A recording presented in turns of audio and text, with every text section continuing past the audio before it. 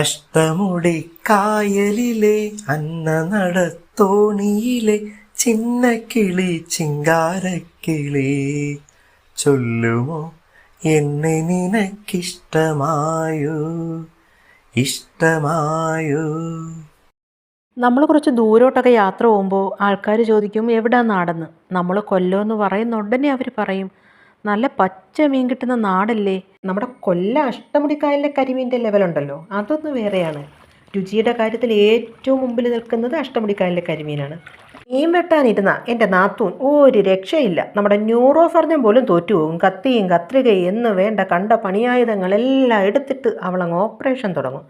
Operation എപ്പോഴും വിജയമായിരിക്കും. പക്ഷേ ഇന്ന് വരെ അവിടെ കൈ കിട്ടിയ ഒരു രോഗി പോലും ജീവനോടെ ഇരുന്നിട്ടില്ല. നോക്കേ, നമ്മുടെ കരിമീനെല്ലാം വെട്ടി കണ്ടിച്ച് നന്നായിട്ട് കണ്ട് തേച്ച് കഴുകി കഷ്ണങ്ങളാക്കി വെച്ചിട്ടുണ്ട്. അവൾ കണ്ട് ഇഞ്ചി ഉള്ളി പച്ചമുളകൊക്കെ അരിയാണ്, കയ്യിലൊന്നും ഇടാതെ. ഞാനായിരുന്നെങ്കിൽ ഇപ്പോൾ എൻ്റെ കൈ 4 എടുത്ത് മുറിഞ്ഞേനെ. തട്ടടി ഉള്ളി ഒട്ടടി. നമ്മുടെ കായൽ രാജാവിന് വേണ്ടിയിട്ട് തൻ്റെ കുറച്ച് മുളക് പൊടി, മല്ലിപ്പൊടി, മഞ്ഞൾപ്പൊടി, ഉലുവപ്പൊടി, കുരുമുളക് പൊടി എല്ലാം കൂടി എടുത്തിട്ട് നമ്മളൊന്ന് ചൂടാക്കി എടുക്കാൻ പോവുകയാണ്. പിന്നെ നമ്മൾ കുറച്ച് തേങ്ങയും കറിവേപ്പിലയും ഉള്ളി എല്ലാം കൂടിയിട്ട് ഒന്ന് നന്നായിട്ട് മൂക്കാതെ ചെറുതായിട്ട് ഒന്ന് വറുത്തിട്ട് അതും കൂടി അരച്ച് ചേർത്തു.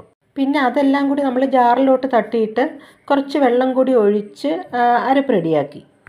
കുറച്ച് പുളിയും കൂടെ പിഴിഞ്ഞൊഴിച്ച് അരപ്പ് കലക്കിയും അടുപ്പത്ത് വെച്ച്. എന്നിട്ട് ഉടനെ തന്നെ അവൾ ആ കരിമീൻ്റെ തലയെല്ലാം പറക്കി അതിലോട്ടിട്ട് തിളയ്ക്കുന്നതിന് മുമ്പ് എന്തിനാടി ഇട്ടേന്ന് ചോദിച്ചപ്പോൾ അവൾ പറയാം കരിമീൻ്റെ മെഡുല്ല ഒബ്ലോങ്കേറ്റയ്ക്ക് വേവ് കൂടുതലാണെന്ന്.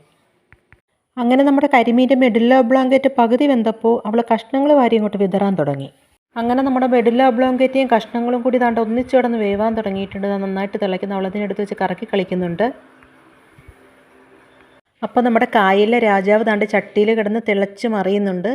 അതിനകത്ത് അരപ്പും എല്ലാം നന്നായിട്ട് പിടിച്ചിട്ടുണ്ട്. ആ കറിവേപ്പിലയുടെയൊക്കെ മണം വരുന്നുണ്ട്. മീൻ നന്നായിട്ട് വെന്തിട്ടുണ്ട്. നമ്മൾ ആദ്യമേ തന്നെ കടുകൊക്കെ വറുത്ത് ഉള്ളിയൊക്കെ വാട്ടി വെച്ചതുകൊണ്ട് ഇനിയിപ്പോൾ പ്രത്യേകിച്ച് കടുക് വറുത്തൊഴിക്കേണ്ട ആവശ്യമൊന്നുമില്ല. കൊള്ളാല്ല കറി വെച്ചതാരാ? ആരാ? ഇങ്ങനെ വേണം വെക്കാൻ. കേട്ടല്ലോ. അപ്പോൾ നമ്മുടെ കരിമീൻ കറി വെച്ചത് ആരാ? എൻ്റെ പുന്നാര നാത്തൂൻ. Okay, by.